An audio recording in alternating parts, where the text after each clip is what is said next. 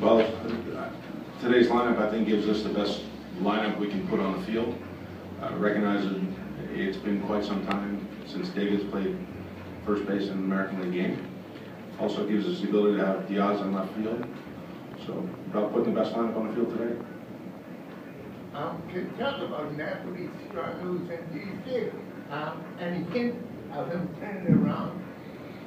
You know, Johnny, he's obviously in a stretch right now where he's grinding through some things. You know, you're seeing him work counts, you're seeing him go early in the counts. You know, the hard contact has been inconsistent. I think there's been times where he's looked for a certain pitch in a count, not gotten it, and has resulted in a located pitch by a pitcher.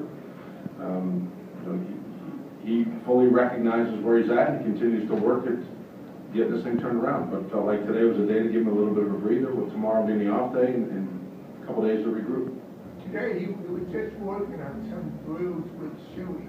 Can you talk about what kind of drills? You know, that's daily routine work. Yes, there are drills that are specific to an individual, but his daily work is there to try to get this turned around. Do you see this as just a one-day thing with David playing first, or is this something we could see more of going forward? Or? I don't know that how frequently we would see this going forward. You know, David and I had a chance to talk after the game, and then last night, and then this morning. Tomorrow with an off day, this was kind of an ideal set of circumstances to get him to first base.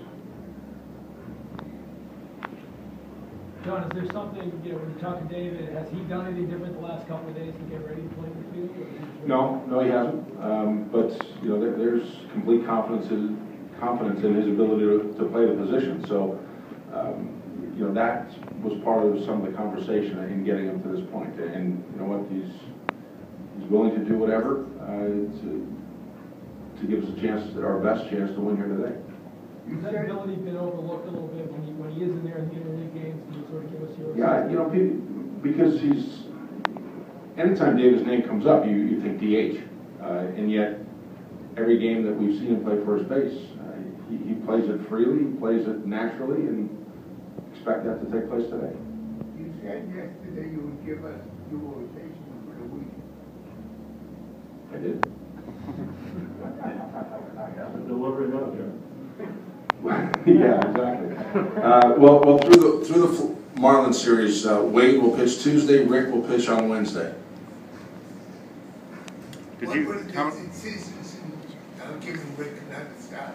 Didn't want him to go 2.5 to 3 weeks without being in a game situation. So that's the rotation through those 2 games. That will put Justin Masterson in the bullpen starting on Tuesday for the remainder of this week, the remainder of this homestand. So that's where we are. How much did you think at all about just, like you said, you didn't want to give Rick a break, but maybe giving him a break that might benefit him just the way things have been going? Well, one, it's not Rick's personality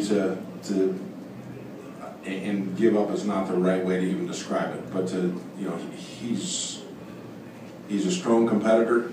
He fully recognizes the stretch that he's in and what we're trying to do to get him back to being consistent with his two-seam and his curveball approach. But does not want to sit on the side and just, you know, you can throw all the bullpens you want, and his bullpens have been quality. But it's the in-game execution where that's got to continue to be put forth.